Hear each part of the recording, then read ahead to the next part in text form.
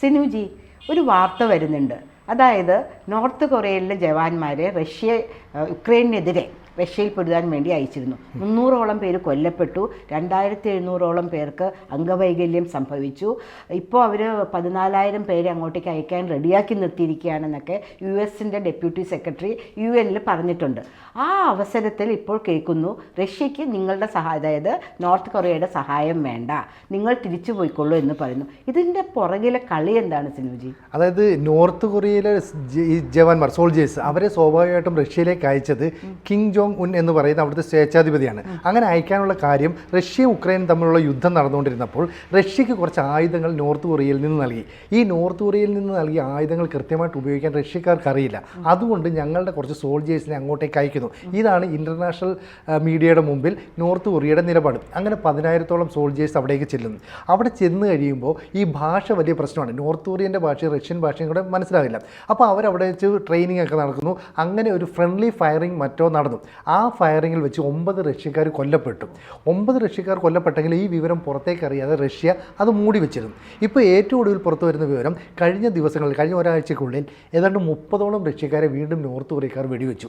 അപ്പോൾ തുടർച്ചയായി ഇങ്ങനെ നോർത്ത് കൊറിയക്കാർ റഷ്യക്കെതിരെ തിരിയുന്നു. ശരിക്കും ഉക്രൈൻ എന്ന് പറയുന്ന രാജ്യത്തെ എതിർക്കാൻ റഷ്യ മുന്നേറുമ്പോൾ അവരെ സഹായിക്കാനാണ് നോർത്ത് കൊറിയൻ സോൾജേഴ്സ് ചെല്ലുന്നത്. ഇവരെന്തിനാണ് വെടിവെക്കുന്നത്? അപ്പോൾ സ്വാഭാവികമായിട്ടും റഷ്യയിലെ ഈ പട്ടാളക്കാരുടെ മുകളിലുള്ള ഉയർന്ന സൈന്യാധിപന്മാർ അവർ ചെന്നിട്ട് ചോദിക്കുന്നു, നിങ്ങൾ എന്തിനാണ് വെടിവെക്കുന്നത്? 3 പേരാണ് ചെല്ലുന്നത്. ഈ 3 പേർ ചെന്ന് ചോദ്യം ചോദിക്കുന്നതിന് മുമ്പ് തന്നെ നോർത്ത് കൊറിയക്കാർ അവരെയും വെടിവെച്ച് കൊല്ലുന്നു.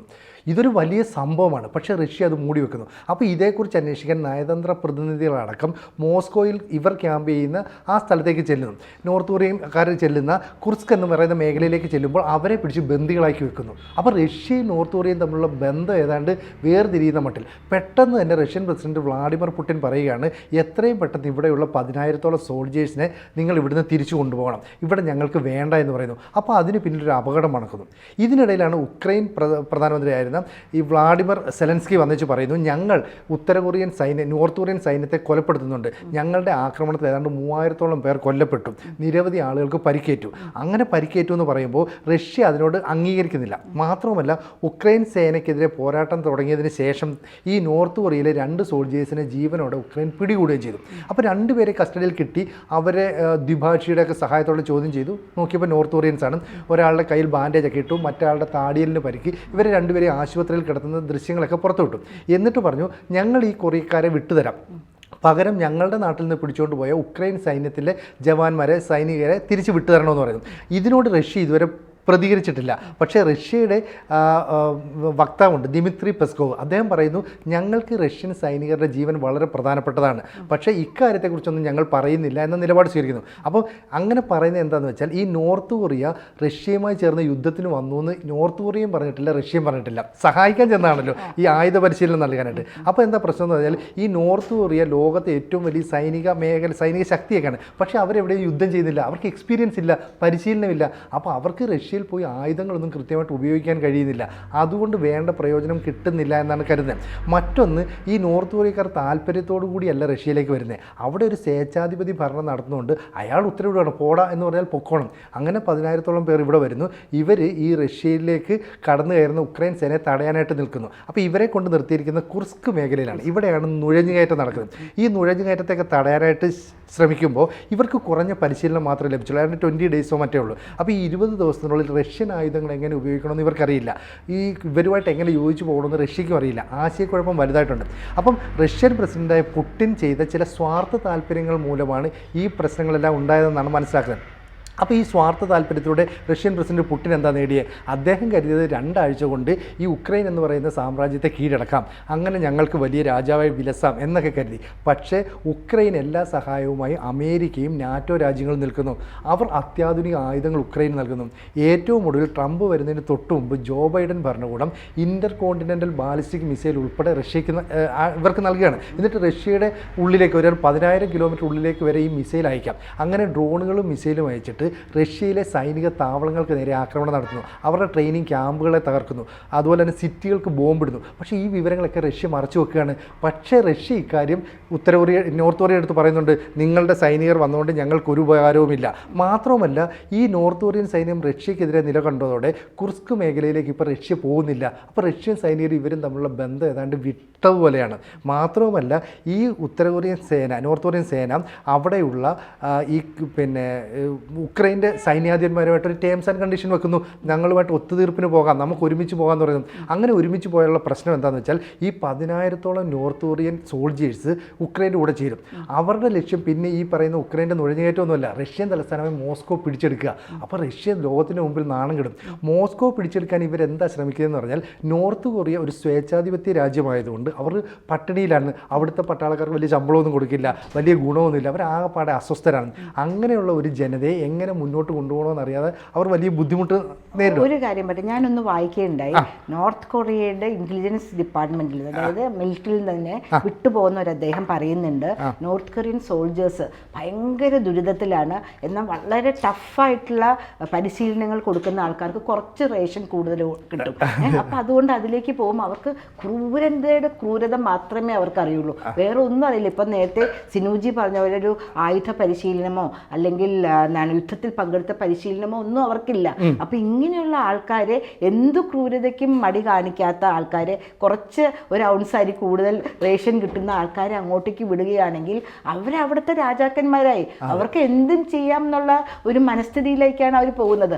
അവർക്ക് റഷ്യ ആണെങ്കിൽ ഒന്നുമില്ല, അവർക്ക് മറ്റേ രാജ്യമായ ഉക്രൈൻ ആണെങ്കിലും പ്രശ്നമില്ല, അവർക്ക് റേഷൻ കിട്ടണം, അവർക്ക് ജീവിക്കണം. ക്രൂരതയുടെ ക്രൂരതയും അതികഠിനമായ ശാരീരിക പരിശീലനം നൽകിയാണ് വിടുന്നത്. അതെ, ഈ നേരത്തെ ഈ റഷ്യക്ക് വേണ്ടി യുദ്ധം ചെയ്യാൻ നിന്നത് കൂലിപ്പട്ടാളം, യൗഗിനി പ്രഗോഷൻ എന്ന് പറയുന്ന ആള് വാഗ്നർ സേന എന്ന് പറയുന്ന ഒരു കൂലിപ്പട്ടാളത്തെ സൃഷ്ടിച്ചു. എന്നിട്ട് ഈ കൂലിപ്പട്ടാളം റഷ്യക്ക് വേണ്ടി യുക്രൈനെതിരെ യുദ്ധം ചെയ്തു. അവരന്ന് ആയുധവും വെടിക്കോപ്പും ഒക്കെ നൽകി. റഷ്യയിലും ആരും ഇല്ലേ? റഷ്യ അവരുടെ സേനയെ അവർ റിസർവ് ചെയ്തു. എന്നിട്ട് ഈ കൂലിപ്പട്ടാളത്തെ നാട്ടുകാരെ മുഴുവൻ കൊല്ലുക. അതാണല്ലോ ഇന്ത്യയിൽ നിന്ന് പോയ മലയാളികൾ ഉൾപ്പെടെയുള്ളവരെ ഇപ്പൊ കഴിഞ്ഞ ദിവസം നമ്മൾ വായിച്ചു. അതെന്താ വെച്ചാൽ റഷ്യ ജോലി തേടി പോയി, അവർക്ക് ഭക്ഷണമൊക്കെ കൊടുത്തിട്ട് സൈനിക യൂണിഫോം കൊടുത്ത് എന്നിട്ട് തോക്കെടുത്ത് കൈ കൊടുത്തു, എന്നിട്ട് പോയി ജനതയെ സംരക്ഷിച്ച് മറ്റുള്ള രാജ്യക്കാരെയൊക്കെ കൊല്ലുക. അതാണ് ചെയ്തോണ്ടിരുന്നത്. കമ്മ്യൂണിസം. അതെ, അതാണ് പറയുന്നത്. കറക്റ്റ്, കമ്മ്യൂണിസം എന്ന് പറയുന്ന ഒരു നിലപാടാണ്. അപ്പോൾ അങ്ങനെ ചെയ്യുമ്പോൾ യുദ്ധം റഷ്യക്കെതിരെ തിരിയുന്നു. കാരണം എന്താണെന്ന് വെച്ചാൽ, നിലവിൽ ഏതെങ്കിലും ഒരു ആളെ, ഇപ്പം നോർത്ത് കൊറിയയിലെ ഒരു സോൾജിയറെ പിടികൂടിയാൽ ഈ സോൾജിയർ, അത് ചാവേർ ആയിക്കോട്ടെ, അതല്ലെങ്കിൽ ഇൻഫോമർ ആയിക്കോട്ടെ, സോൾജിയർ ആയിക്കോട്ടെ, ആരായാലും പിടികൂടിയാൽ അവർ കയ്യിലിരിക്കുന്ന മറ്റേ ഗ്രനേഡോ വല്ലതും പൊട്ടിച്ചിട്ട് കിങ് ജോങ് ഉന്നിന് വലിയ മുദ്രാവാക്യമൊക്കെ വിളിച്ചിട്ട് സ്വയം പൊട്ടിത്തെറിക്കും. അങ്ങനെ ആകുമ്പോൾ ഞങ്ങളുടെ രാജ്യത്തിന് വേണ്ടി സ്വയം ജീവൻ ബലി അർപ്പിക്കുന്നു എന്നൊക്കെയാണ്. പക്ഷേ ഇവരത് ചെയ്യുന്നില്ല. ഇവരത് ചെയ്യാത്ത എന്താണെന്ന് വെച്ചാൽ, ഞങ്ങൾക്ക് ജീവിക്കണം, ഞങ്ങൾ ഇനി ഉക്രൈൻ സൈന്യത്തിൻ്റെ കൂടെ നിൽക്കാം, എന്നിട്ട് 10,000-ഓളം പോലും ഇല്ലാത്ത ഉക്രൈൻ സൈന്യത്തിന് ഇവർ ശക്തി പ്രാപിക്കും. അപ്പോൾ ഇനിയും ഒരു 10,000 പേര് നോർത്ത് കൊറിയയിൽ നിന്ന് വരാൻ നിൽക്കണം. ഇവരെല്ലാം കൂടി ഉക്രൈൻ്റെ സേനയിലോട്ട് വന്നാൽ എന്ത് ചെയ്യും? നിലവിലുള്ള ഉക്രൈൻ സോൾജേഴ്സ് മുഴുവൻ ജോലി മതിയാക്കി ഞങ്ങൾ പോകാമെന്ന് പറഞ്ഞ് പോയിക്കാണ്. അപ്പോൾ ഇവരുടെ ശക്തി വർദ്ധിക്കും. ഇത് റഷ്യക്ക് വലിയ തിരിച്ചടിയാണ്. അപ്പോൾ വ്ളാഡിമിർ പുടിൻ ഒരിക്കലും സങ്കല്പിക്കാത്ത തരത്തിലൊരു പരാജയത്തിലേക്ക് ആ രാജ്യം നീങ്ങും. അവർക്ക് ചിന്തിക്കാൻ പോലും പറ്റുന്നില്ല. മാത്രമല്ല, 1950-53 കാലഘട്ടത്തിൽ കൊറിയൻ യുദ്ധം നടന്നു. അന്നാണ് ഈ കൊറിയൻ സേന പുറത്തേക്ക് പോയത്. അതിനുശേഷം പിന്നെ പോകുന്ന ഈ റഷ്യയെ സഹായിക്കാനാണ്. ഈ സഹായിക്കാൻ ചെന്ന സോൾജേഴ്സ് ഇപ്പം നേരെ തിരിഞ്ഞിട്ട് പറയുകയാണ്, ഞങ്ങൾ റഷ്യയെ തിരിച്ചടിച്ചോളാം, മോസ്കോയെ നമുക്ക് തകർക്കാമെന്ന് പറയുന്നുണ്ട്. അപ്പോൾ സുരക്ഷാ ബന്ധത്തിൻ്റെ കെട്ടുറപ്പിന് വേണ്ടിയിട്ട് റഷ്യയും നോർത്ത് കൊറിയയും തമ്മിൽ ഇങ്ങനെ ഒരു ബോണ്ട് ഉണ്ടാക്കി. ആ ബോണ്ടിൻ്റെ അടിസ്ഥാനത്തിൽ ഇവർ ഒരുമിച്ച് ഞങ്ങൾക്കെതിരെ യുദ്ധം ചെയ്യുന്നു. റഷ്യ ലോകത്തോട് വിളിച്ചു പറയാൻ പോവുക. അങ്ങനെ വിളിച്ചു പറഞ്ഞാൽ ഈ UN-ൻ്റെ മുമ്പിലടക്കം റഷ്യ നാണം കെടും, ഞങ്ങൾ ഒരുമിച്ചാണല്ലോ യുദ്ധം ചെയ്യുന്നത്. അപ്പോൾ നോർത്ത് കൊറിയൻ സോൾജേഴ്സ് അങ്ങ് മാറി, ഞങ്ങൾ അതിനകത്ത് യുദ്ധമൊന്നുമില്ല, ഞങ്ങൾ ഇതിനകത്ത് ചെയ്യുന്നില്ല. അപ്പോൾ എത്രയും പെട്ടെന്ന് പുടിൻ്റെ ആവശ്യം ഇവരെ തിരിച്ചു വിളിക്കണമെന്നാണ്. ഈ പ്രശ്നം പരിഹരിക്കാൻ ആകെയുള്ള സഹായം ഡൊണാൾഡ് ട്രംപ് പ്രസിഡന്റായിട്ട് വരണം. പ്രസിഡന്റായിട്ട് വന്നു കഴിഞ്ഞാൽ വരും. അപ്പോൾ പ്രസിഡന്റായിട്ട് ട്രംപുമായിട്ട് അല്ലെങ്കിൽ പുടിനുമായിട്ടുള്ള ഒരു ബന്ധമുള്ളത് കൊണ്ട് ഈ പ്രശ്നം താൽക്കാലികമായെങ്കിലും പരിഹരിക്കപ്പെടാം. അങ്ങനെയാണെങ്കിൽ ലോകത്തിന് മുന്നിൽ സ്വന്തം മുഖച്ഛായ ഒന്ന് രക്ഷിക്കാമെന്നാണ് അവർ പ്രതീക്ഷിക്കുന്നത്. അപ്പോൾ അവശേഷിക്കുന്ന ആളുകളെങ്കിലും സംരക്ഷിക്കണമെങ്കിൽ നോർത്ത് കൊറിയൻ സൈനികരെ എത്രയും വേണ്ടെന്ന് ഇവർ പിൻവലിക്കണം. നോർത്ത് കൊറിയക്ക് അങ്ങോട്ട് പോകണ്ട. അവർ പറയുന്നത് ഞങ്ങളുടെ ആ രാജ്യത്തെ അങ്ങോട്ടോ ഇങ്ങോട്ടോ എന്ന് പറഞ്ഞാൽ മതി, റഷ്യോ എന്ന് പറഞ്ഞാൽ മതി. ഇനി ഞങ്ങൾ അങ്ങോട്ട് പോകുന്നില്ല. ഇതും കിട്ടുന്നുണ്ടല്ലോ. അതെ, കിട്ടുന്നുണ്ട്. അപ്പൊ ഇവരത് ചെയ്തില്ലെങ്കിലുള്ള പ്രശ്നം എന്താ വെച്ചാൽ, ഇവരുടെ നാട്ടിൽ ഉള്ള കുടുംബാംഗങ്ങളെ, ഫാമിലിയിലെ മറ്റംഗങ്ങളെയൊക്കെ അവർ കൊല്ലും. അപ്പോൾ അത് പേടിച്ച് നോർത്ത് കൊറിയയിൽ അതുകൊണ്ടാണ്. അപ്പോൾ ഇവരെ ഇപ്പം ഒരു പിന്നെ യുദ്ധ തടവുകാരെന്നല്ല പിടികൂടി, ഇന്ന രണ്ടുപേരെ ഞങ്ങളുടെ ഈ കിട്ടി, ഞങ്ങൾ അവരെ വിട്ട് കഴിഞ്ഞാൽ ഉക്രൈൻ സേനയെ പിടികൂടിയ സോൾജേഴ്സിനെ വിടണമെന്ന് പറഞ്ഞാൽ ഇവരെ തീവ്രവാദികളായിട്ട് അല്ലെങ്കിൽ രാജ്യദ്രോഹികളായിട്ടാണ് നോർത്ത് കൊറിയ കരുതുന്നത്. അങ്ങനെ കരുതുന്നത് കൊണ്ട് നോർത്ത് കൊറിയക്ക് ഇവരെ വിട്ടുണ്ടെന്ന് ആഗ്രഹിക്കും. സത്യമാണ്. അതായത് അവരുടെ വീട്ടുകാരെ ഈ സോൾജേഴ്സ് ആയിട്ട് ആർക്കോ വേണ്ടി യുദ്ധം ചെയ്യുന്ന അവരുടെ കുടുംബക്കാരെ കൊന്നുകളയും. കാരണം അതുകൊണ്ടാണ് കൊന്നുകളയും. അപ്പൊ ഇവർക്ക് പേടിയല്ലേ, ഞാൻ കാരണം എന്റെ ഫാമിലി മൊത്തം ഇല്ലാതായി പോകുന്നത്, അങ്ങനെ പോകും. അപ്പോൾ ഒരു ഡിജിറ്റൽ കാലത്തെ യുദ്ധത്തിന് ഈ നാറ്റോയും അമേരിക്കയും ഒക്കെ നൽകുന്ന ആയുധങ്ങൾ ഉപയോഗിച്ചുള്ള അറ്റാക്കിനെ പ്രതിരോധിക്കാൻ ഇപ്പോൾ റഷ്യക്ക് സാധിക്കുന്നില്ല. കാരണം ഡിജിറ്റൽ ഏജിലെ യുദ്ധമുറകളൊക്കെ റഷ്യക്ക് അന്യമായി പോകുന്നു, അവരുടെ പ്രതിരോധ മുറകളൊക്കെ മറക്കുന്നു. മാത്രമല്ല നോർത്ത് കൊറിയൻ സോൾജേഴ്സിന് ആയുധം എല്ലാം കൊടുത്ത് ഇതുവരെ റഷ്യ അതേ ആയുധം ഉപയോഗിച്ച് റഷ്യ അറ്റാക്ക് ചെയ്താൽ റഷ്യ തകർന്നു പോകും. അപ്പോൾ പുടിൻ ആകെപ്പാടെ ലോകത്തിൻ്റെ മുന്നിൽ അപഹാസ്യനായി പോകുന്നു. അപ്പോൾ അദ്ദേഹത്തിൻ്റെ ചില സ്വാർത്ഥ താല്പര്യങ്ങളാണ് ഇതിനെല്ലാം പിന്നിലുണ്ടായിരുന്നത്. അതുകൊണ്ട് എത്രയും പെട്ടെന്ന് നോർത്ത് കൊറിയയിലെ സോൾജേഴ്സിനെല്ലാം തിരിച്ചു വിളിക്കണമെന്ന് അദ്ദേഹം അവിടുത്തെ ഭരണാധികാരികളോട് ആവശ്യപ്പെടുകയാണ്. എന്താ ചെയ്യാന്നുള്ളത് നമുക്ക് കാത്തിരുന്ന് എത്രയും വേഗം നടക്കട്ടെ, അല്ലെങ്കിൽ ലോകം ഒരു വലിയ 3ാം ലോക യുദ്ധത്തിലേക്ക് ചിലപ്പോൾ പോയിന്നവരല്ലേ. അതെ. കൂടുതൽ വാർത്തകളും വിശേഷങ്ങളും നിങ്ങളിലേക്ക് എത്താൻ ABC മലയാളം സബ്സ്ക്രൈബ് ചെയ്യുക, ബെൽബട്ടനും അമർത്തുക.